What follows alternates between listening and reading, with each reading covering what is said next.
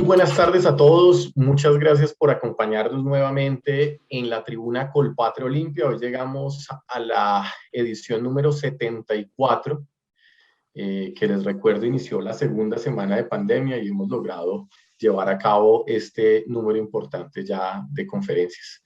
El día de hoy tenemos una conferencia del doctor Juan Manuel Galán, quien es precandidato presidencial y nos tiene preparada una conferencia llamada Democracia Económica. Así que, como siempre, le doy la bienvenida a Santiago Perdomo. Santiago, muy buenas tardes y adelante. Muy buenas tardes, Daniel. Un saludo muy especial al doctor Juan Manuel. Un saludo muy especial a todos los que nos acompañan en esta tribuna número 74, tribuna Colpatria Olimpia. Hoy tenemos el honor de tener al doctor Juan Manuel Galán, que es precandidato presidencial y ex senador de la República. Él fue senador de Colombia en 3 periodos consecutivos, 2006-2018, promotor de la reforma más importante que ha hecho Colombia en política de drogas, autor de la ley de cannabis medicinal y promotor de la reforma a la política de drogas, proponiendo pasar del prohibicionismo y la criminalización del consumo a una política de salud pública y de derechos humanos. Más de 20 años de experiencia periodística, académica, gubernamental y parlamentaria, acumulando 29 proyectos de ley, 27 debates de control política y 17 leyes. Autor de numerosas publicaciones, entre ellas la legalización de las drogas ilícitas en Colombia, elementos para una discusión en la batalla perdida contra las drogas, legalizar es la opción y el rojo de Galán. Entonces, doctor Juan Manuel, muy bienvenido, muchísimas gracias de nuevo y el piso es suyo. Muchas gracias, Santiago, y muchas gracias, Daniel, y a todos los integrantes de la Tribuna Colpatria. Es un gusto tener esta oportunidad de compartir con ustedes algunas ideas sobre un programa y una propuesta política para el país que está en plena construcción, que la queremos construir con la contribución de muchas personas valiosas que en diferentes temas tienen propuestas, han estudiado los temas, los conocen a fondo y también queremos que los territorios, las comunidades sean protagonistas de la construcción de un programa que sea pertinente para representar e interpretar a toda Colombia. Yo pues he preparado una presentación para ustedes que he titulado La democracia económica y esto tiene que ver con concebir la democracia, concebir la economía como concebimos la política y como debemos concebir la política, es decir, como una democracia. Y una democracia en donde todos, absolutamente todos los habitantes del territorio colombiano tengamos igualdad de oportunidades e igualdad de derechos. Para mí la concepción de la igualdad no es darle a todo el mundo lo mismo, sino es que todo el mundo pueda tener las mismas oportunidades y los mismos derechos, y eso lo vamos a ver en la presentación a continuación, en donde pues vamos a hablar un poco de ese tema económico, pero también del tema político que yo creo que es importante. Entonces voy a compartir acá pantalla, poder, no sé si ya están viendo mi pantalla. Sí, ya la estamos. Sí, ya la están viendo. Está bien. Perfecto, perfecto. Entonces es un país con democracia económica para la Tribuna Colpatria, septiembre de 2021. Entonces lo primero que les quiero mostrar es cómo estamos en este momento. En este momento, ¿qué es lo urgente? ¿Qué es lo más urgente que tiene el país en materia económica? Su reactivación. Poder reactivar sobre todo el empleo, recuperar el terreno perdido en lucha contra la pobreza, especialmente la pobreza extrema, la pobreza multidimensional, la pobreza monetaria y poder sobreponernos al impacto negativo que sobre la economía tuvo la pandemia del COVID-19. En materia de crecimiento de PIB, hemos decrecido, hemos caído, como lo ha caído también el mundo entero. Prácticamente todos los países han sufrido una caída de su crecimiento del Producto Interno Bruto, y el desempleo ha aumentado. Entonces, es muy probable, como indican los pronósticos, que el PIB y su crecimiento se recuperen más rápidamente que lo que se va a recuperar el empleo, porque el empleo siempre va a la saga, va retrasado en cuanto a la recuperación de la senda de crecimiento económico. Pero hay una cosa muy importante, que no es lo urgente, pero es lo importante y es lo estructural.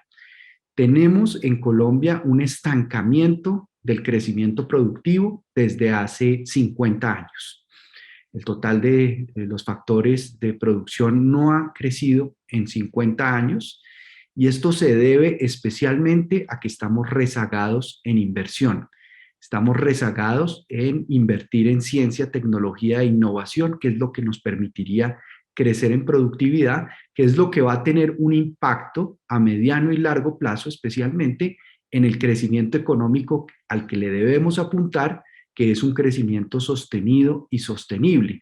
La manera, por supuesto, y la receta económica típica de reactivar la economía en el corto plazo es a través de estimular el consumo, pero a mediano y sobre todo a largo plazo es muy importante trazar una hoja de ruta, un camino que apunte hacia el crecimiento de la productividad y que establezcamos las condiciones favorables del ecosistema empresarial y económico para el crecimiento de nuestra productividad. Acá ustedes ven las oscilaciones de crecimiento que hemos tenido en el PIB a lo largo de las últimas 2 décadas, y el crecimiento de la productividad, que es la línea azul.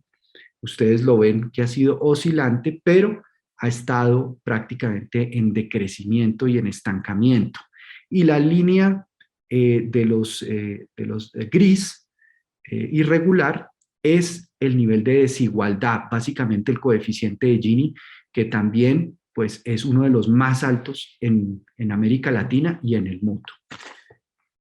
Entonces, ¿en qué consiste la democracia económica? En liberar al país de ese estancamiento de su productividad, pero también en garantizar que exista una verdadera igualdad de oportunidades para nuestros habitantes, para nuestros ciudadanos. Y esa igualdad de oportunidades, pues es desde el nacimiento, es desde que en la primera y segunda infancia todos los niños, absolutamente todos los niños de Colombia, no les falte 2 cosas: nutrición y afecto. Si nosotros logramos que en nuestro país absolutamente todos los niños tengan nutrición y tengan afecto, en 25 años, es decir, en una generación, vamos a tener una Colombia muy distinta a la que tenemos en este momento. Tenemos también un atraso económico y un atraso tecnológico. Nuestro tejido empresarial es un tejido sobre todo dominado por las MIPYMES, que son la gran mayoría, más del 90% de las empresas del país, y tenemos que establecer la cuarta revolución industrial de la tecnología para que las MIPYMES puedan acceder a esa tecnología y puedan ser mucho más competitivas. Esto pues asociado a la política de mediano y largo plazo de productividad. Tenemos además que cambiar la visión de nuestras políticas públicas. Tenemos una visión siempre cortoplacista, inmediatista, apagar el incendio del día, el incendio fiscal. Y así hemos hecho en promedio cada 18 meses desde la Constitución del 91 una reforma tributaria coyuntural para resolverle el problema fiscal del momento al gobierno de turno, pero no hemos pensado en una reforma estructural, en una reforma verdaderamente que apunte a estimular la productividad y a estimular al tejido empresarial, micro, pequeñas y medianas empresas. Tenemos también un desafío mayor, que es la destrucción ambiental. El principal problema de Colombia en este momento ambiental es la deforestación, presionada por los cultivos ilícitos de hoja de coca, presionada por la minería criminal asociada al oro, presionada por toda clase de mafias que buscan apoderarse de las tierras y capturar estas tierras para su beneficio propio. Y tenemos también una cultura política profundamente permeada por el clientelismo, es decir, la política entendida como una transacción de favores particulares y no como una garantía de derechos colectivos para toda la población. Y la política, ante todo, debe estar al servicio del bien común, del interés general. Debe garantizar una cancha de juego nivelada para todos los actores de la economía y para todos los ciudadanos, y no estar al servicio de unos pocos intereses. Entonces, ese clientelismo nos está costando a los colombianos, según estudios preliminares que he tenido la oportunidad de conocer y de consultar, entre el 5 y el 8% del Producto Interno Bruto. La cultura clientelista, eso es lo que nos cuesta. No es solamente una conducta que se pueda rechazar o que sea deleznable desde el punto de vista ético o por un capricho moralista, sino que realmente el clientelismo como cultura política tiene un costo, y ese costo lo asumimos todos los colombianos. Entonces, lo que proponemos es buscar nivelar la carrera de la vida. Y pues acaban de pasar los Juegos Olímpicos y todos tenemos en la cabeza las competencias de atletismo, por ejemplo. Y si uno pudiera comparar la vida de un colombiano con una carrera de atletismo, pues encontraría que hay unos colombianos que arrancan desde la línea de partida, la carrera, hay otros que arrancan unos metros adelante, hay otros que arrancan unos metros atrás, pero hay una gran mayoría de colombianos, una gruesa masa de colombianos que ni siquiera tiene la oportunidad de inscribirse en la carrera para poder competir. Entonces, en esa nivelar la carrera de la vida, tenemos que apuntarle a una protección social universal en materia de derechos básicos, fundamentales para toda nuestra población que hoy no están garantizados. El derecho a la salud, y cuando hablo de la salud, me refiero no solamente a los hospitales, los médicos, los exámenes, los medicamentos, que tienen que ver más que con la salud, con la enfermedad. De eso somos conscientes cuando perdemos la salud y cuando nos enfermamos. Yo hablo de la salud más en un sentido de salud pública, de los determinantes sociales de la salud, que tienen que ver, por ejemplo, con que en Colombia estamos todavía muy lejos, especialmente los municipios de sexta categoría, de alcanzar un cubrimiento en agua potable universal. Y eso afecta la salud especialmente de los niños, de las mujeres, en las zonas rurales del país. Y no solamente a los municipios de sexta categoría. Si ustedes van a Santa Marta es un distrito, que es la más alta categoría en nuestro ordenamiento territorial, y Santa Marta hoy no tiene un acueducto, no funciona el agua potable, a pesar de que tienen ya diseños aprobados de cómo estructurar el proyecto de acueducto para Santa Marta y de que están los recursos. Pero el clientelismo, y volvemos al tema del clientelismo y el costo que tiene el clientelismo, hace que haya unas personas que son dueñas de un negocio de carrotanques de abastecimiento de agua en Santa Marta que no permiten que se viabilice el proyecto de acueducto y de agua potable para los habitantes de Santa Marta. Eso es apenas un ejemplo. En materia también de una pensión mínima, que todos los colombianos, especialmente en las zonas rurales, especialmente las mujeres, tengan acceso a una pensión y posibilidad de hacer un ahorro pensional para tener una vejez digna. No hay nada más dramático que ser uno viejo, sin pensión y enfermo, porque eso lo deja completamente en estado de vulnerabilidad. Una renta básica garantizada, una equidad de género. Y aquí creo que tenemos que abordar un tema que yo sé que es difícil abordarlo, pero uno de los grandes obstáculos que tiene la formalización de nuestra economía es que los subsidios, algunos de ellos, se han convertido en una especie de incentivo perverso para la formalización de la economía. Entonces, hay mucha gente que ya no necesitaría estar en esos subsidios, que a pesar de que no los necesita, los está recibiendo. Hay población vulnerable que necesita subsidios y no los recibe, pero hay gente que no quiere perder el subsidio y por eso no se formaliza. Por eso, a pesar de tener oportunidades de trabajo, ofertas de trabajo, prefiere quedarse en el Sisbén, prefiere quedarse en muchos de esos subsidios y programas de subsidios cuando se convierte en una especie de impedimento, de obstáculo para la formalización laboral y la formalización de la economía. Entonces, lo que hay que buscar es una renta básica universal y revisar esos montos de subsidios fraccionados para unificarlos y refocalizarlos en la población más vulnerable que de verdad los necesita. Tenemos que reducir los costos laborales.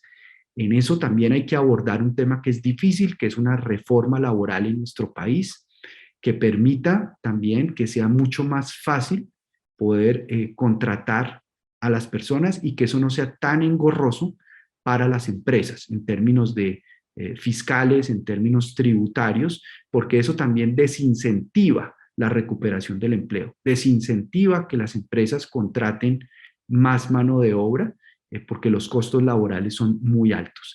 El sistema educativo también necesita ser abordado y reformado. En educación básica, primaria y secundaria, una de las grandes revoluciones que tenemos que hacer educativamente hablando es darle financiación al PEI, al proyecto educativo institucional. El PEI nace de la Ley General de Educación, de la Ley 115 de 1994, que ha sido tal vez la reforma educativa después de la Constitución del 91 más trascendental que ha hecho el país en 50 años, donde se creó el gobierno escolar, el personero estudiantil, la comunidad educativa reconocida como tal, y el proyecto educativo institucional, que es un instrumento para darle pertinencia a la educación, para descentralizar la educación, para comprometer a la comunidad educativa y especialmente a los padres de familia en el proceso educativo de sus hijos, que es un factor de estímulo a la calidad en la básica, primaria y secundaria. Entonces, lo que yo propongo es que los recursos de inversión en educación se giren directamente a las comunidades educativas con destinación específica de financiar el proyecto educativo institucional. Entonces, un colegio, por ejemplo, en la costa Caribe, que quiera tener un PEI folclórico, artístico o turístico, porque es la vocación natural de muchas regiones de la costa Caribe, pues lo pueda financiar y lo pueda tener con todos los instrumentos. Eso le da pertinencia a la educación y le da también una mejor calidad a la formación de nuestros estudiantes bachilleres. Esa educación laboral queremos nivelarla por lo alto. No queremos nivelar la calidad de la educación por lo bajo, sino por lo alto y con pertinencia laboral, estimulando las alianzas entre la empresa privada, la academia y el Estado, a similitud de los sistemas duales de formación técnica, tecnológica que existen en Alemania, por ejemplo, o en Japón, donde las empresas patrocinan directamente los programas de formación laboral y se da una transición laboral muy suave y sin traumas, en donde la persona se forma en el conocimiento teórico y práctico al mismo tiempo y no tenemos ese divorcio entre sistema educativo y realidades laborales y necesidades de las empresas. Un concepto de justicia tributaria para nosotros es muy importante. Hay que revisar las exenciones tributarias y cerrar las exenciones tributarias ineficientes. Hay exenciones tributarias que tienen una justificación, que tienen un soporte técnico, pero hay muchas otras que han sido conquistadas a punta del lobby parlamentario para proteger posiciones dominantes en la economía que no son eficientes y que limitan ese equilibrar la cancha para las MIPYMES especialmente. Las personas de mayores ingresos pues deben contribuir lo justo, eso es lo que se pide. No estamos hablando de estatizar las empresas ni nada por el estilo. Creemos en la libre empresa, creemos en la propiedad privada, creemos en la generación de riqueza y en estimular la generación de riqueza en nuestro tejido empresarial, pero también creemos que es importante que todos paguemos los impuestos justos para contribuir a que el Estado pueda recaudar esos recursos y devolvérselos a la sociedad en términos de bienestar con bienes públicos de óptima calidad. Que simplificar, unificar y reducir paulatinamente los impuestos a las empresas. Esto es muy importante porque hoy en día la legislación tributaria y fiscal vigente en Colombia es un nido de anzuelos, es una carrera de obstáculos, es un verdadero calvario para los empresarios, porque tienen que hacer la retención del IVA, tienen que pagar la rete fuente, tienen que pagar el ICA, industria y comercio. El calendario electoral es enemigo de la libre empresa. La DIAN y el funcionario público parece que estuvieran para poner dificultades, para perseguir. Entonces, el mensaje que estamos enviando es perverso, porque es decirle a la gente: a usted le va mucho mejor si se queda en la informalidad. Si usted se formaliza, acá le va a caer la DIAN, acá le van a caer los impuestos y acá lo van a ahogar y lo van a asfixiar y lo van a quebrar. Entonces, tenemos que crear un ambiente amigable para el contribuyente, especialmente para el contribuyente empresarial, en donde la meta pueda ser algún día, en el corto plazo, que la gente pueda hacer su declaración de renta sin necesitar necesariamente un contador que se la haga. Eso sería un avance fundamental en simplificar el sistema tributario y fiscal, especialmente pensando en la competitividad en las empresas y también en la seguridad jurídica, porque un disuasivo grandísimo que tenemos para la inversión y para que nuestra economía pueda crecer en productividad a mediano y largo plazo es también los altos impuestos y la inseguridad jurídica, el cambio en las reglas de juego para los inversionistas extranjeros, pero también para los inversionistas colombianos. Entonces, la gente que tiene excedentes en sus empresas prefiere sacar esa plata del país o invertirla en otras cosas, pero no reinvertirla en la propia empresa. Y las condiciones para inversión tienen que garantizar también seguridad jurídica y una justicia que funcione, un sistema judicial transparente, oportuno, descongestionado, que le resuelva los problemas ágil y rápidamente a los empresarios para que esto no sea un obstáculo también para la competitividad.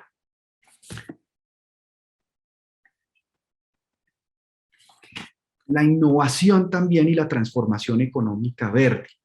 Hay toda una serie de nuevas economías que están apareciendo y que se han reafirmado a raíz de la pandemia, que es muy importante que Colombia tenga en cuenta, porque Colombia de alguna manera le ha dado la espalda a sus realidades económicas. La primera impresión que tiene cualquier persona turista extranjera que llega a Colombia, lo que más lo descresta, lo que más lo impresiona es la biodiversidad que tiene este país, representada en sus diferentes pisos térmicos, en su vegetación, en su fauna. Somos el segundo país más biodiverso del mundo, pero estamos invirtiendo el 0.28% del Producto Interno Bruto en ciencia, tecnología e innovación, para que podamos crecer en productividad, para que podamos hacer crecer sostenida y sosteniblemente nuestra economía y para poder apostarle a la biodiversidad como un factor económico de generación de riqueza, de crecimiento, de tecnología, tenemos que aumentar, y la meta en mi gobierno es que lleguemos al 1% del Producto Interno Bruto, por lo menos en los próximos 4 años. ¿De qué sirve tener un rimbombante Ministerio de la Ciencia, la Tecnología y la Innovación si tiene el presupuesto que tenía Colciencias hace 11 años? Hay que reorientar también la investigación. La investigación no puede ser una especie de élite aislada de las realidades laborales, socioeconómicas del país, sino que debe haber una promoción y un estímulo desde el Estado, pero también desde el sector privado y desde la academia, de investigaciones pertinentes, investigaciones que realmente le sirvan al tejido empresarial para crecer y para mejorar. Entonces, la economía verde y adaptarnos paulatinamente a través del cumplimiento de los objetivos de desarrollo sostenible, a través de nuestra legislación tributaria y fiscal, adaptar ese ecosistema a nuestra ventaja comparativa, que se puede convertir en una ventaja competitiva de la biodiversidad, como lo recomendó la misión de sabios en el 2019, es una apuesta que Colombia debe hacer no solamente para el próximo gobierno, sino pensando en el próximo siglo, para poco a poco ir sustituyendo la dependencia de la economía petrolera, extractivista, de carbón, que la tenemos que ir reemplazando porque ya se agotó y se está agotando en todo el mundo todo lo que tiene que ver con petróleo, carbón y la economía de materias primas extraídas simplemente sin valor agregado, que ese ha sido otro karma de nuestra economía, que nuestra oferta exportadora es una oferta exportadora muy limitada y muy reducida a las materias primas y a la economía extractivista. Lo que intentamos hacer con la marihuana de uso medicinal fue precisamente darle valor agregado a un producto que se cultiva, a un cultivo, a través de transferencia tecnológica, de que tiene unos estándares de buenas prácticas de manufactura, de buenas prácticas de cultivo, semillas certificadas, procedimientos de alto nivel, porque esto se procesa con unos estándares farmacéuticos, porque se le va a dar y administrar a pacientes en Alemania, por ejemplo. Entonces, si Alemania nos certifica la marihuana colombiana como de alta calidad y apta para administrársela a pacientes, pues tiene que cumplir con esos estándares muy altos. La economía azul, que tiene que ver con los océanos y con el agua. La mayoría del oxígeno, tal vez el 85% o el 90% del oxígeno que se genera en el mundo, en el planeta Tierra, viene de los océanos. Y nosotros tenemos el Océano Pacífico con una enorme riqueza potencial pesquera, a pesar de que la corriente von Humboldt da la vuelta en límites con Ecuador, precisamente en Nariño, hace un giro en U y se devuelve. De todas maneras, tenemos una riqueza y un potencial en esos mares que no hemos explotado porque no hemos tenido vocación marítima, no hemos tenido política hacia el mar, le hemos dado la espalda al mar. Pero además tenemos una riqueza hídrica envidiable por cualquier país del mundo que tampoco hemos sabido aprovechar, y nuestro ordenamiento territorial tiene que ser definido con el eje fundamental del medio ambiente y en particular del agua, porque los recursos hídricos son recursos que cada vez son más valiosos, más estratégicos para el país. Entonces, la economía azul, fundamental. La economía digital nos va a permitir dar saltos cualitativos en todos nuestros sectores económicos. Hablábamos de la legislación tributaria y fiscal, de los trámites que tienen que hacer los empresarios. El trámite a través de la vía digital, pues hay que agilizarlo, hay que mejorarlo, porque eso va a hacer que no haya tanta dificultad para que los empresarios puedan ser competitivos. El expediente digital también en materia del sistema judicial va a ser un avance muy importante y muy significativo, pero la conectividad del país pues es un requisito básico para que podamos tener a todo el país integrado y conectado, y no solamente unas zonas urbanas puedan tener acceso a banda ancha, sino que el país incursione en la 5G. Esa conexión de 5G, Colombia no puede llegar tarde, no puede llegar rezagada a la revolución digital industrial de la 5G. La economía del talento y del conocimiento, es decir, estimular el conocimiento, estimular el talento a través de las oportunidades. ¿Cuánto talento tiene nuestra gente? Reconocido internacionalmente en deportes, en artes, en lo buenos trabajadores que son los colombianos, lo disciplinados, los responsables que son los colombianos como trabajadores. Tenemos muy buena fama en el mundo, pero no tenemos las condiciones de oportunidad para que ese talento se aproveche, y hay mucho talento humano que estamos desperdiciando. El cuidado, pues porque el mundo está en una transición demográfica y Colombia ya arrancó esa transición demográfica hacia un envejecimiento de su población que cada vez necesita de nuevos servicios, de nuevos apoyos, en donde se aparecen muchas oportunidades de emprendimiento y productividad en nuestro tejido empresarial. La conectividad verde, pues ya hablábamos de la infraestructura de Internet, del cuidado del agua y del medio ambiente.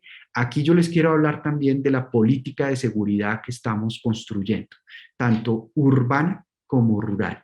En las zonas rurales, uno de los grandes desafíos que tenemos es el narcotráfico, y hemos propuesto una política disruptiva para enfrentar el narcotráfico, que no solamente se puede reducir a un problema de área, que es a lo que han querido reducir el problema del narcotráfico en Colombia. nos dicen no, el problema del narcotráfico es simplemente unas hectáreas de hoja de coca cultivadas que hay que erradicar, y el mejor mecanismo de erradicarlas, nos dicen, es las fumigaciones aéreas con glifosato o la erradicación manual. Bueno, resulta que el problema del narcotráfico es multidimensional y tiene otros aspectos que son ignorados o que no entiendo por qué no son abordados con contundencia para darle golpes al caldo de cultivo del cual goza hoy el narcotráfico. Me refiero, por ejemplo, a la falta de titulación de tierra en Colombia. Hoy en día, la realidad es que el Estado colombiano está subsidiando el negocio criminal del narcotráfico a través de dos caminos. El primer camino es la tierra, porque como no hay propiedad de la tierra, donde hay cultivos y laboratorios, es en los parques naturales o en tierras baldías, en donde es imposible rastrear la propiedad de esa tierra y hacer extinción de dominio y hacer un disuasivo para que la gente no tenga cultivos ilícitos ni laboratorios. Esa es la gran diferencia, por ejemplo, con Ecuador. Ecuador, con las mismas condiciones climáticas, de luminosidad, topográficas, para tener cultivos de hoja de coca y laboratorios, no los tiene, porque en Ecuador la gente, los habitantes de la ruralidad, son propietarios de su tierra, tienen títulos de propiedad. Acá eso no ocurre en Colombia. Y el segundo camino a través del cual el Estado colombiano subsidia el narcotráfico, el negocio criminal del narcotráfico, es a través de la gasolina. La gasolina que va a las fronteras es una gasolina subsidiada por el Estado. Y para producir 1 kilo de cocaína se necesitan 75 galones de gasolina. Hoy, por ejemplo, Barbacoas, Nariño, es un municipio que tiene 32.000 habitantes y 39 estaciones de gasolina aprobadas por el Ministerio de Minas y Energía, que no hace la debida diligencia para otorgar esas licencias de estaciones de venta de gasolina. Tumaco tiene, por ejemplo, una estación de gasolina que no está en la cabecera municipal, que no está al borde de una carretera principal, que en medio de la selva de cultivos ilícitos y de laboratorios vende más gasolina que la estación de gasolina de mayores ventas en la ciudad de Bogotá. Entonces, Ecopetrol, que transporta también esa gasolina en camiones cisterna, tampoco hace los controles adecuados para evitar que esa gasolina, como insumo y precursor químico fundamental para producir cocaína, llegue a las zonas de los cultivos ilícitos donde están los laboratorios y donde están los cristalizaderos. Pero también tenemos que combatir el lavado de activos. Hoy en día, entre Tibú, en el norte de Santander, en la zona de la Gabarra, y Caucasia, en Antioquia, se producen 250.000 giros de remesas a la semana. Y no se le pide a quien hace esos giros, sino simplemente que muestre su cédula. No hay biometría, no hay registro de quién hizo esos giros. Y la UIAF, la Unidad de Información y Análisis Financiero, también poco ejerce el control que debería ejercer sobre esos flujos de dinero en donde a todas luces se lava el dinero del narcotráfico. Pero además, pues hay que tener un énfasis en salud pública. Yo fui autor de la Ley 1566 del 2012 que reconoció por primera vez en Colombia la adicción como una enfermedad y le ordenó al sistema de salud abrir ofertas de tratamiento de buena calidad para rehabilitar y recuperar a los adictos, para darle una mirada distinta, no estigmatizante y no criminalizante a las personas que sufren adicciones. Entonces, una cosa que podemos hacer en el inmediato plazo es avanzar y acelerar la titulación de la tierra a los campesinos y darles títulos de propiedad, pero además lo que podemos hacer para dañarle ese caldo de cultivo al narcotráfico y a los grupos armados criminales, como las disidencias de las FARC, el Clan del Golfo, el ELN, todos esos grupos mexicanos que se han venido a apoderar de territorios donde están laboratorios y cultivos ilícitos, es construyendo vías terciarias. Y lo que yo propongo es que hagamos un programa de obras por impuestos con el sector privado destinado a financiar a los batallones de ingenieros militares del ejército colombiano, que son los que construyen las vías terciarias en las zonas alejadas y difíciles, construyen puentes, hacen desminado, hacen también atención y prevención de desastres, construyen rápidamente y construyen ágilmente, además a unos precios de mercado, sin lo que ocurre lamentablemente con muchos de los contratistas que hacen obras de infraestructura como vías, etcétera, que pues entre políticos, de nuevo el problema del clientelismo, hacen acuerdos de financiación de campañas políticas a cambio de cupos indicativos y de contratos para financiar carreteras o obras públicas. Entonces, creo que si hacemos esa revolución de las vías terciarias y titulamos la propiedad de la tierra en las zonas rurales, vamos a quitarle al narcotráfico buena parte de su caldo de cultivo para poder prosperar. Les doy una cifra. Entre 1995 y el 2014, Colombia se gastó 100 billones de pesos, 100 millones de pesos, en fumigaciones aéreas con glifosato. Con ese monto habríamos podido construir 50.000 kilómetros de vías terciarias en esos territorios en donde están los cultivos y los laboratorios, que son territorios bastante concentrados. Es decir, los cultivos de hoja de coca y los laboratorios están muy concentrados en zonas muy específicas del país. No estamos hablando de todo el territorio nacional, estamos hablando de un número reducido de municipios en donde el Estado debería tener una prioridad para ejercer soberanía territorial, no solamente a través de la presencia de la fuerza pública, que debe estar presente y recuperar el principio de autoridad legítimo de presencia territorial, sino una acción concertada, una acción conjunta, interagencial de todas las instituciones del Estado, de oferta social, ganándose a la población, como dicen los hearts and minds, los gringos, porque uno de los más perversos efectos de las fumigaciones aéreas con glifosato, además de la salud, de los estudios que indican que tiene una alta probabilidad de causar cáncer, de linfoma Hodgkin, no Hodgkin, abortos en mujeres, daños a la salud de la fauna y de la flora, sino que además presiona la deforestación, selva adentro, bosque nativo adentro, pero el efecto más perverso tal vez de las fumigaciones aéreas es que destruye la confianza entre la fuerza pública y las comunidades en esos territorios. Pero si la fuerza pública llega a construir infraestructura social a través de hacer las vías terciarias, que es el reclamo que durante décadas hacen esas poblaciones en los territorios, o a construir acueductos veredales, se va a generar una relación de estrecha confianza entre población, comunidades y fuerza pública, que es lo que tenemos que lograr.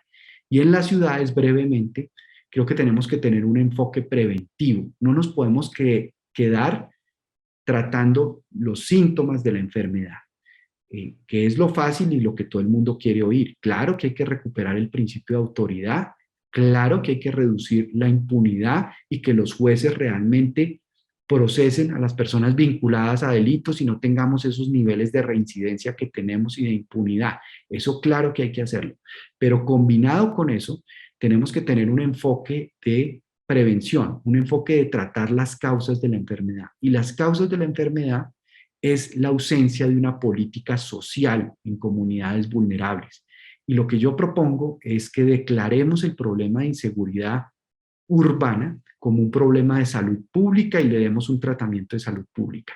Es lo que están haciendo los Estados Unidos para tratar los problemas de los tiroteos y las masacres que a diario se dan en los Estados Unidos. Lo están empezando a abordar desde la administración Biden como un problema de salud pública con un enfoque de salud pública. Entonces la policía, y en esto ya hay experiencias y lecciones aprendidas, por ejemplo, de Glasgow en Escocia y de Chicago en Estados Unidos, que hace 10 años tenían las más altas tasas de crimen violento y en 10 años las redujeron.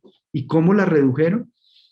Haciendo que la policía saliera a hacer intervenciones acompañada de equipos multidisciplinarios.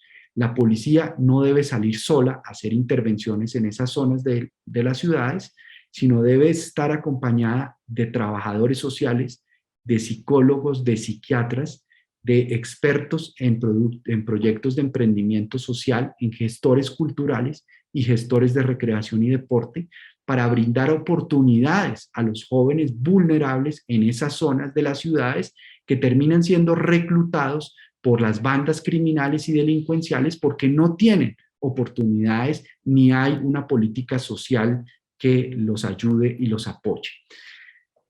Seguimos aquí entonces con este tema de la conectividad verde, reducir los costos de transporte. Eso hace parte de las vías y de la infraestructura multimodal en materia de transporte que tenemos que tener.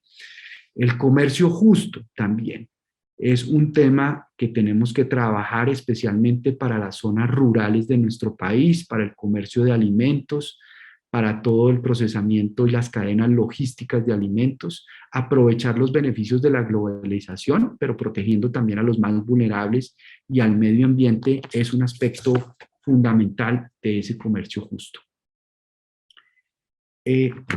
Lo que tiene que ver estrictamente con poderes clientelistas. Tenemos que luchar contra los monopolios, empoderar a la Superintendencia de Industria y Comercio para que actúe con contundencia, pero con transparencia, garantizando el debido proceso, pero evitando esa conformación de los carteles de los pañales, de los carteles que hemos visto en los medios de comunicación con escándalos muy mencionados. Promover la libre competencia, regular el cabildeo.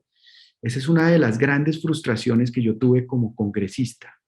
Fui ponente de un proyecto de ley para regular el cabildeo. Lo sacamos adelante en Senado, pero en Cámara de Representantes murió. Y necesitamos darle un marco jurídico al cabildeo en nuestro país para que haya transparencia, seguimiento a las discusiones de la política pública. Y algo importante, la reforma al Congreso de la República. Los proyectos más importantes que debate el Congreso de la República son el presupuesto nacional cada año, los planes de desarrollo que presenta cada gobierno y las reformas tributarias que hemos hecho, ya como mencionamos, muy al vaivén de los acontecimientos coyunturales y no con una perspectiva de mediano y largo plazo estructural. Entonces, el Congreso carece de una oficina presupuestal que los congresos más modernos del mundo, como el de Estados Unidos, la tienen muy fuerte, que le brinda apoyo técnico, asesoría, acompañamiento en información a los congresistas para debatir esos proyectos con el gobierno nacional.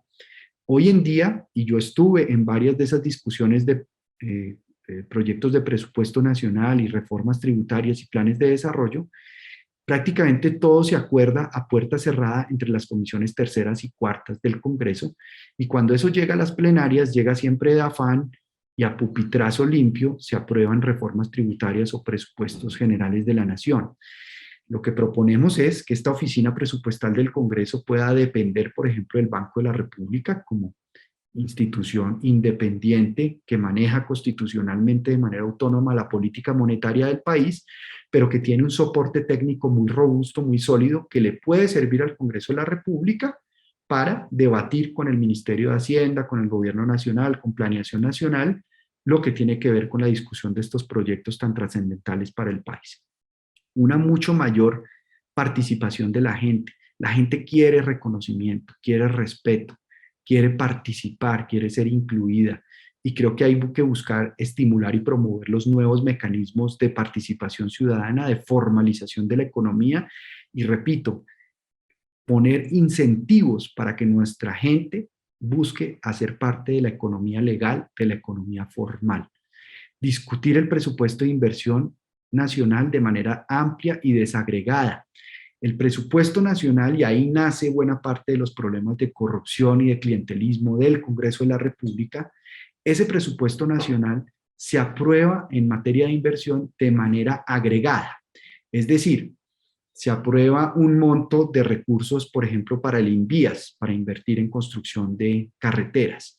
Y después, a punta de resoluciones de traslado presupuestal, el Ministerio de Hacienda toma esa partida global y la convierte en 5 carreteras, 10, 15 carreteras, aprobando de esa manera el presupuesto de inversión. Si tenemos a Planeación Nacional y si Planeación Nacional hace bien su trabajo, el presupuesto de inversión que aprueba el Congreso de la República debería aprobarse de manera desagregada para evitar esas partidas globales que tienen que ver con los cupos indicativos, con la famosa mermelada que se reparte para comprar votos en el Congreso para aprobar una determinada ley. Yo pues termino diciéndoles que pues ya me extendí bastante en el tiempo, pero lo que les quiero decir, ya para terminar un poco en una nota política, es que el nuevo liberalismo, que acabamos de recuperar su personería jurídica, queremos que sea un partido que pueda innovar, que sea moderno, que sea realmente democrático en su interior, en su conformación.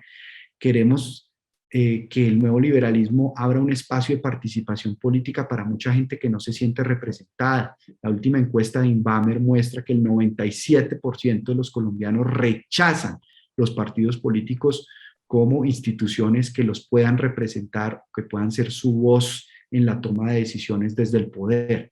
Y tenemos ese reto fundamental en el nuevo liberalismo de conformar unas listas al Congreso de gente íntegra, de gente capaz, de gente que trabaje con sentido de partido, comprometida, con una plataforma de propuesta, con una disciplina de bancada, actuando con un principio ético fundamental de defender el bien común, de defender el interés general y de impulsar proyectos de ley y reformas que el país necesita, que ha pospuesto desde hace décadas y que no puede seguir posponiendo. Y creo que el centro del espectro político, no los extremos, es el único capaz de producir ese cambio democrático que el país necesita, ese cambio institucional, ese cambio en temas en donde construyamos acuerdos, y no solamente acuerdos entre políticos, sino acuerdos entre políticos, empresarios, academia, sociedad civil, ciudadanía, para que las reformas que saquemos adelante tengan la suficiente legitimidad para su implementación y su cumplimiento. Les agradezco muchísimo haberme escuchado y pues estoy atento a lo que podamos conversar de aquí en adelante. Mil gracias. Voy a parar de compartir la pantalla. Muchas gracias, doctor Juan Manuel. Excelentes sus consideraciones y propuestas. Quiero dar la palabra a Eduardo Pacheco, que quiere saludarlo. Eduardo, adelante.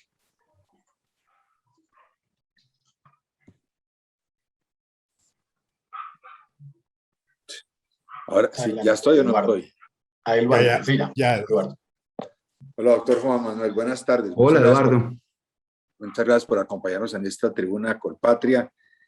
Qué bueno que personas decentes y correctas como usted le jalen a la vida pública, que tengan la claridad que el servicio y el interés público prima sobre el interés privado, obviamente en el servicio público, pero aún en la vida particular y privada de nosotros, el interés general debe primar siempre. Bueno, le quiero hacer este comentario a ver qué nos aporta usted. Tuve la oportunidad de asistir a una reunión de empresarios, de ejecutivos, donde nos decían, hombre, hay 60 candidatos. Este es un proceso que no le conviene al país, es demasiada gente. Hay un candidato que pues, quiere cambiar de una forma a Colombia sustancial. Ustedes como empresarios, como ejecutivos, debían patrocinar que ellos definan unas reglas entre más pronto posible para que tengamos al final, pues como los que llegan a la meta final. ¿Qué nos puede comentar de usted de eso? Ustedes en el nuevo liberalismo, ¿qué piensan hacer? ¿Cómo es ese mundo? Porque le comparto que tenemos inquietud los empresarios. Bueno, pues primero, en materia general de toda esta cantidad de candidatos que hay, o más bien precandidatos, hay muchos que van a dejar de ser precandidatos en el mes de diciembre, porque hay mucho precandidato que se quiere dar visibilidad en estos meses como precandidato presidencial, pero que su verdadera aspiración es ser congresista, es aspirar al Congreso de la República, y las inscripciones para el Congreso de la República vencen el próximo 13 de diciembre. Entonces, hacia el 13 de diciembre yo le garantizo, doctor Pacheco, que vamos a tener una disminución sustancial de precandidatos. El otro mecanismo, creo yo, que va a permitir decantar y unificar propuestas van a ser las consultas populares del mes de marzo, que se van a realizar el mismo día de las elecciones parlamentarias, y vamos a tener muy probablemente 3 grandes consultas sobre las cuales los colombianos van a poder escoger.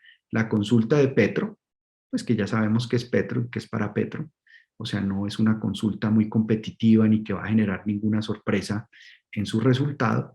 La consulta de la derecha, digamos, de quienes han seguido la línea del actual gobierno, que va hacer también una consulta con quien se ha escogido en el Centro Democrático, que entiendo lo van a hacer a través de una encuesta, donde probablemente el ganador sea Óscar Iván Zuluaga, en donde participen eventualmente Federico Gutiérrez también en esa consulta, Enrique Peñalosa, el candidato que termine avalando el Partido Conservador, no sé si será Juan Carlos Echeverry o será Mauricio Cárdenas. Entonces, también de esa consulta va a salir muy probable un candidato único, y lo que estamos buscando en el centro y en el nuevo liberalismo es ganar la consulta de centro, la consulta que va a reunir a todas esas fuerzas que estamos en el centro y que no compartimos la visión de los extremos, ni de continuar, sino de un cambio frente a lo que tenemos como régimen político y como gobierno, pero los que tampoco compartimos la visión extremista de un cambio salto en el vacío, de un cambio destructivo, que es lo que propone Gustavo Petro y el Pacto Histórico. En el nuevo liberalismo, nosotros queremos hacer un proceso interno democrático en donde vamos a abrir un proceso de inscripción de precandidatos.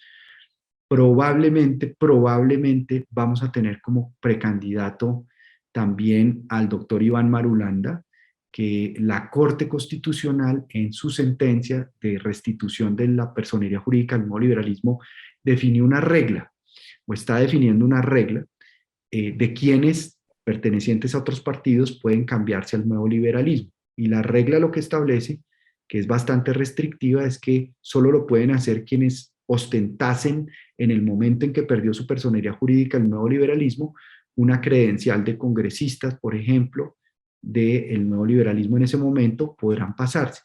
Eso yo creo que va a dejar en dificultades para estar acá, que pues nos gustaría que esté acá también, pero creo que va a tener dificultad para eso, el caso del doctor Rodrigo Lara, porque Rodrigo Lara pues renunció a Cambio Radical, pero mantuvo su curul de senador, y las curules son de los partidos, eso ya en las jurisprudencias del Consejo de Estado está ampliamente reconocido así.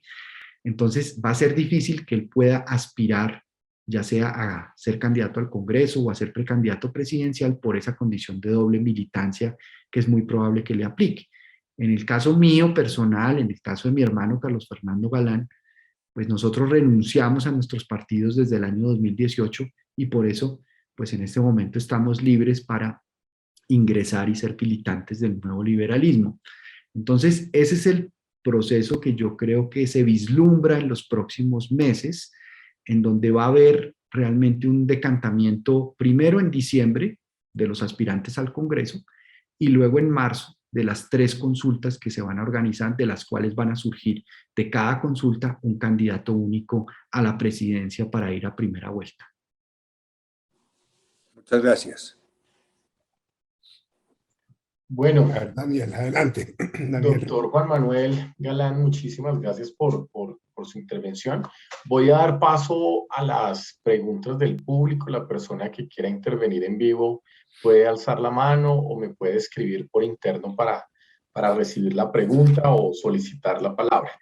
Yo voy a iniciar por una pregunta que me envían por interno. Y en relación a la recuperación del reconocimiento del partido, ¿sí? Si usted nos puede refrescar un poco la memoria a las nuevas generaciones, cómo fue esa pérdida del reconocimiento y cómo ha sido el proceso de recuperación, dado que pues, es una historia que probablemente no todo el país tiene claro.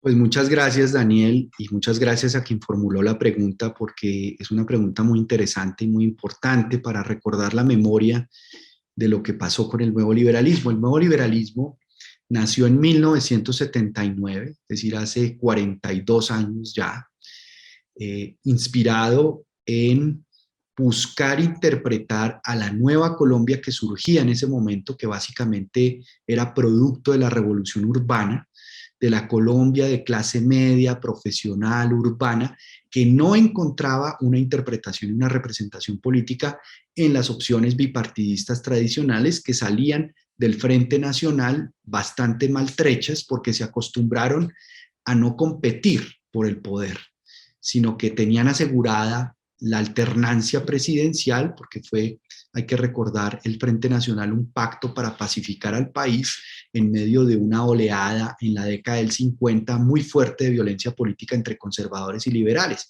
Había pueblos o municipios conservadores, municipios liberales, que se mataban entre sí por el hecho de ser del otro partido político.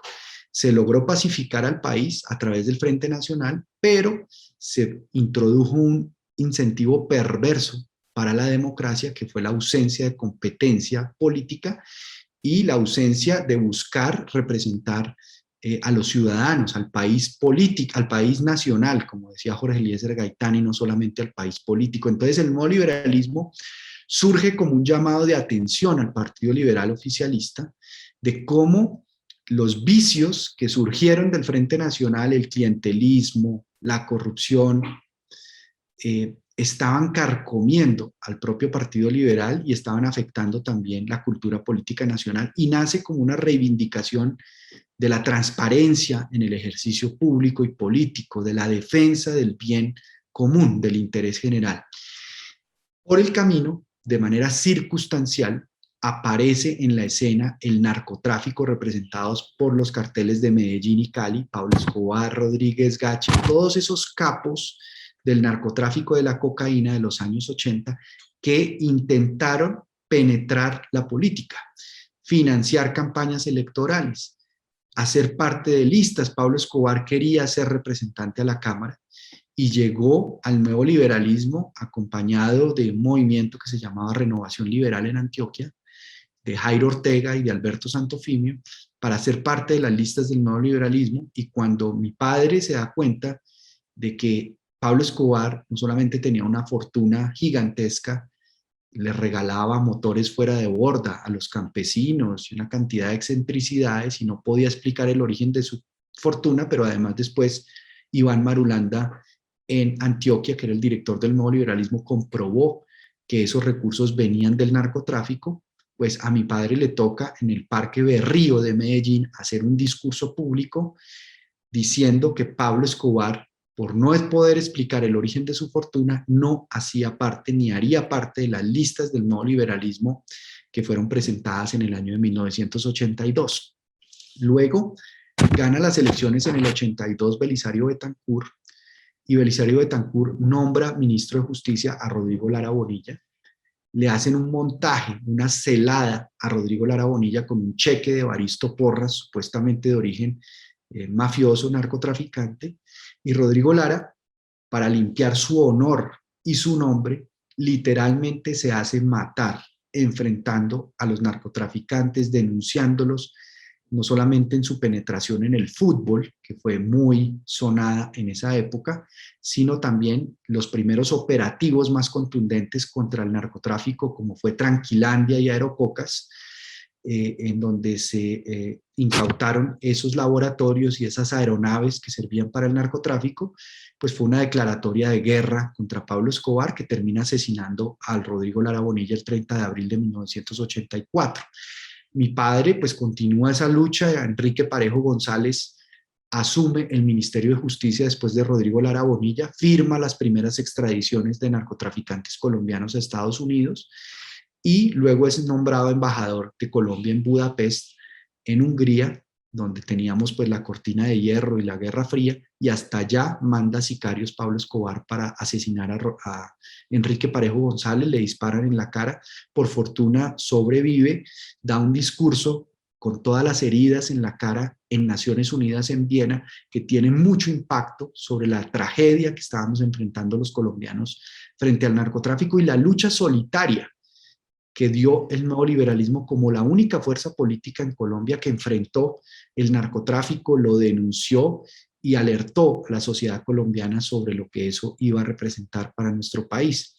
Luego se dio, pues, a lo largo de esa década un exterminio. Más de 50 de los exconcejales, exmilitantes, exalcaldes, máximos dirigentes del nuevo liberalismo fueron sistemáticamente asesinados. Por eso el crimen de Luis Carlos Galán y de Rodrigo Lara Bonilla fueron crímenes declarados de lesa humanidad, porque se comprobó sistematicidad y masividad en la campaña de exterminio. Y eso fue lo que intentamos reivindicar ante la Corte Constitucional con la tutela, Hicimos toda la larga marcha a través de las instituciones, Consejo Nacional Electoral, donde nos lo negaron, Consejo de Estado, donde también nos lo negaron, y llegamos a la última instancia, que era la tutela ante la Corte Constitucional, y la Corte, estudiando el caso, estudiando la sentencia condenatoria de Miguel Maza Márquez, del general Maza Márquez, por el crimen de mi padre como coautor, la sentencia condenatoria de Alberto Santofimio como coautor del asesinato de mi padre, y el contexto de ese exterminio, dijo: el nuevo liberalismo desapareció por acción de la violencia, por causa de la violencia, y merece que su personería jurídica, a la luz del acuerdo de paz y del precedente de la Unión Patriótica, merece recuperar la personería jurídica para estar en la escena democrática nacional, y eso es lo que en este momento pues está decidiendo la Corte, que nos va a permitir en una nueva etapa del nuevo liberalismo, en una nueva generación, pues ser fieles a ese legado histórico, a ese sacrificio de los héroes del nuevo liberalismo, a la defensa de esas banderas y de esas causas en política que lamentablemente se perdieron por el camino en esta nueva etapa, pero adaptando ese mensaje a la Colombia actual, a la Colombia moderna, a la era digital, a la era de las nuevas ciudadanías, a la era de todo lo que el nuevo liberalismo pues en su época no pudo conocer y no pudo vivir. Y en eso estamos comprometidos, en sacar adelante una aspiración presidencial para triunfar en la consulta popular de marzo, en conformar las mejores listas al Congreso posibles para renovar el Congreso de la República y para que el Congreso de la República realmente esté al servicio de los temas importantes que el país necesita solucionar, y también pues de construir un partido con vocación de permanencia y trascendencia en el país. No un partido que sea expendedor de avales simplemente, o que haga lo mismo como lo hacen todos los partidos que rechazan los colombianos, sino realmente algo legítimo, algo democrático, algo representativo, algo que haga formación y pedagogía política de la gente, de los candidatos, algo que construya una propuesta política que permanentemente se esté actualizando y se esté adaptando a las realidades del país nacional, del país real.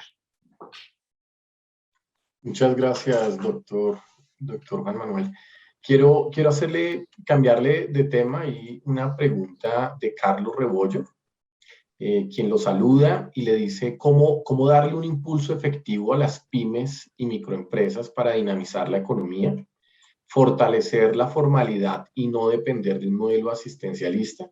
Y segundo, cómo proteger a la juventud y a la niñez del aumento significativo del consumo interno de drogas e incentivar el empleo para jóvenes. Bueno, son muchas preguntas en una sola pregunta y pues algunos de los temas los abordé en la presentación. Yo creo que el tejido empresarial de las pymes es el tejido primordial del país, mayoritario. Más del 95% de las empresas del país son MIPYMES, y esas empresas están muy desprotegidas. Primero porque la cancha está desnivelada en materia tributaria y fiscal, porque además esas empresas no tienen la capacidad de lobby que tienen las grandes empresas para poder defender a veces posiciones dominantes en la economía. Porque esas empresas también se ven acosadas por esa cultura nuestra de persecución tributaria y fiscal, de imponer cargas excesivas tributarias a las empresas que son las que generan empleo, y buena parte de nuestro tejido empresarial de MIPYMES se quebró a raíz de la pandemia y no se ha podido recuperar, y va a ser difícil que se recupere. Y los emprendimientos o los startups toman tiempo, necesitan capital de inversión cuantioso para poder surgir y superar ese famoso valle de la muerte de los 6 primeros años de cualquier empresa, que es el valle de la muerte, como dicen en el lenguaje de los emprendedores, en donde se necesitan incubadoras, se necesitan aceleradoras, se necesita acceso a crédito, asistencia técnica, pero sobre todo se necesita un funcionario público amigo de las empresas, desde la DIAN y desde el gobierno nacional, que no sea el funcionario público de la alcaldía, por ejemplo, o del gobierno nacional, el enemigo, el persecutor, el que viene a castigar y a imponer sanciones y a perseguir a los formales, a los legales, a los que pagan impuestos, sino que realmente esto sea un ambiente y un ecosistema de colaboración, de apoyo para que las empresas puedan surgir y se puedan consolidar, pero también de una apuesta por una política de productividad que no hemos apostado en Colombia, que permita un crecimiento sostenido y sostenible de nuestra economía, especialmente a mediano y largo plazo, porque podemos estimular el consumo para reactivar la economía en el inmediato plazo. Pero si no hacemos una apuesta por una política de productividad fundamentada en la inversión, fundamentada en el desarrollo y la inversión en ciencia, tecnología e innovación, en la digitalización, en la revolución tecnológica digital, pues no vamos a poderle dar a esas MIPYMES los instrumentos para competir, para surgir y para poder exportar. Hay que darles todo el estímulo a las MIPYMES para que encuentren una vocación exportadora y una vocación exportadora de productos de valor agregado en donde aprovechemos el talento también de nuestra gente a través de darle una vuelta al sistema educativo, como he mencionado, desde la educación básica, primaria y secundaria, financiando el PEI, el Proyecto Educativo Institucional, pero también apoyando a la educación técnica y tecnológica, al sistema dual, que ya se ha implementado, como dije, en Alemania, en Japón, donde las empresas también contribuyan. No solo eso sea una responsabilidad del Estado y del gobierno nacional, estimular la ciencia, la tecnología y la innovación y la inversión en ciencia, tecnología e innovación, sino que también sea una responsabilidad que sienta el sector privado y el sector empresarial. Ahora, sobre el tema de consumo de sustancias psicoactivas, lo que debemos desarrollar es un programa, un enfoque de salud pública, un enfoque de educación en un consumo responsable y en un consumo informado de cualquier sustancia y tratar los consumos problemáticos con ofertas de tratamiento médico.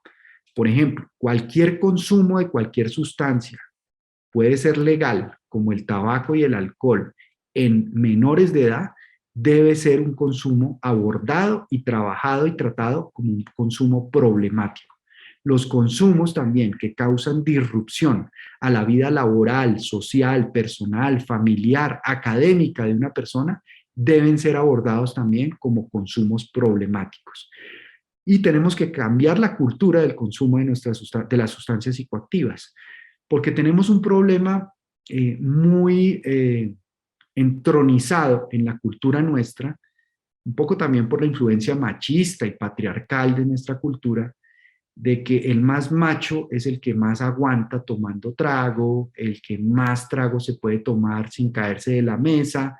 Tenemos una cultura de abuso en el consumo de las sustancias que tenemos que transformar en una cultura de consumo responsable y de consumo informado, de saber cuál es el límite de una persona antes de sentirse intoxicada, antes de sentirse enferma. Y eso tiene que ver mucho con las sociedades occidentales. Yo recuerdo una conversación de mi padre muy interesante en donde le preguntaban sobre este tema. Y él decía que él se había inspirado mucho en la formación de su opinión alrededor de este tema en Mahatma Gandhi. Mahatma Gandhi decía, él pues había tenido la oportunidad de nacer en la India y de formarse en Inglaterra, y de contemplar el mundo desde el hemisferio occidental y desde el hemisferio oriental. Y decía, esas sociedades occidentales tan orientadas a lo material, a satisfacer las necesidades del ser humano solamente en el plano material y del consumo, son sociedades que producen seres humanos incompletos, incompletos en el plano espiritual, incompletos en el plano intelectual, afectivo. Y al sentirse incompletos, insatisfechos, esos seres humanos buscan paraísos artificiales, buscan abusar de las sustancias para compensar esos vacíos en su vida personal que tienen. Entonces es muy importante que los programas que adelantemos sean programas de educación en el consumo responsable e informado y que formemos a los formadores. No se trata de una cátedra, porque a veces las cátedras tienen una tendencia a ver el sistema educativo como un árbol de Navidad al que se le cuelgan adornitos. bolitas, como cuando uno decora el árbol de Navidad, que entre otras cosas ya se acerca la Navidad. Entonces, la cátedra de la paz, la cátedra de la salud sexual y reproductiva, la cátedra ambiental, la cátedra de democracia, la cátedra de derechos humanos y entonces la cátedra de consumo o prevención de consumo de sustancias psicoactivas. No, esto tiene que ser un programa transversal, un programa en donde quienes van a ser educadores en la educación básica, primaria y secundaria reciban una formación en el manejo de consumo y de abuso de sustancias psicoactivas en medio escolar, que también en el medio empresarial haya protocolos y haya políticas para manejar problemas de consumo o de abuso de sustancias en el medio laboral. Eso tiene que ser una política realmente transversal para abordar los problemas, sobre todo de abuso de sustancias psicoactivas o de consumos problemáticos. Pues, doctor Juan Manuel, muchísimas gracias por su presentación y su conversación. Voy a darle la palabra a Santiago para que realice su pregunta final o iniciemos el proceso de cierre. Bueno, doctor Juan Manuel, no, muchísimas gracias. Entiendo que tiene un compromiso ahora ya a las 7:15, entonces lo liberamos. Muchísimas gracias por la presentación muy clara, unas propuestas muy interesantes y que el país necesita. Así que aquí en la tribuna siempre tendrá usted las puertas abiertas. Muchísimas gracias. El próximo miércoles tenemos también a una persona cercana al nuevo liberalismo, que es el doctor Rodrigo Lara, senador y precandidato presidencial. Entonces, todos muy invitados a esta conferencia dentro del día 29 a las 6 de la tarde. Y muchas gracias a todos los asistentes. Muchas gracias, doctor Santiago Perdomo, doctor Eduardo Pacheco, Daniel, a todos los asistentes. Muy complacido por esta valiosísima oportunidad para mí de compartir algunas ideas y propuestas que entre todos, ojalá como equipo y como propósito de nación, podamos materializar. Doctor Juan, muchas gracias y buenos días. Gracias. Bueno, muchas gracias para todos. Feliz noche.